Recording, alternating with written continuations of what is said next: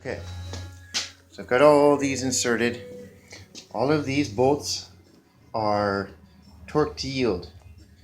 They can be reused if they're in tolerance, but just buy new. Heat over time stretches these, kind of like old, head bolts that are stretch bolts. So I've replaced every one of these, dipped them in oil, fresh oil, just like you would head bolts. Make sure that when you're doing the block before you put the crank in, the holes that these go down in, spray them out with compressed air. I'm sure you did that prep work.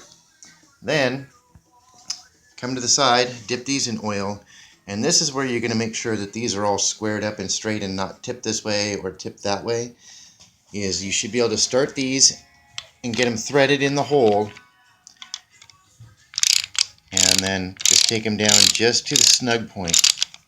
A couple of these I had a hard time getting started, so I would have to come up and tap here or tap here softly until this was lined up. It's just trial and error. You can't look in there necessarily and tell which way you're cockeyed, that way or that way. So I just tap here while applying pressure to this bolt. Eventually you'll feel it bite, and then you can dial them down in. And you're just taking these all down finger tight for now. So, okay, now I've got all these down just snug. All these ones and all the side bolts are down snug. So now what I always do, sometimes they won't tell you this in certain ones. You're going to check for crankshaft end play, but one thing I always do is take a pry bar, come down into number 1. You don't have to reef on it, just give it a little bit of pressure going towards the back of the block. Then come to the back of the block and put a little bit of pressure coming forward. This one doesn't have any end play. This isn't moving at all. This crankshaft, if you feel excessive movement going forward or backward, then you've got problems. That's crankshaft end play. This doesn't have any end play, which is nice. But after you've gone towards the back, come back here and gone towards the front, come back here one more time, put it in and just give a little oomph to the back.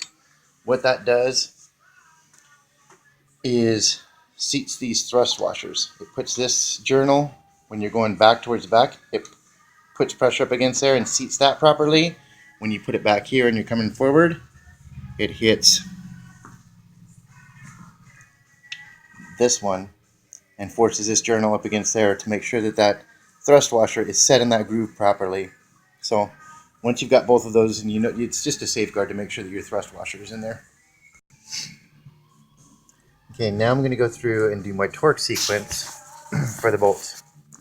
So in your manual, this is basically looking front of the engine, rear of the engine. Just like you can see, you've got the kick out on the rear, it's flush on the front. So they're sequentially numbered, the inward ones 1, 2, 3, 4, so on and so forth. At the beginning of the chapter, it tells you, and it's pretty self-explanatory, anybody who can read directions will tell you.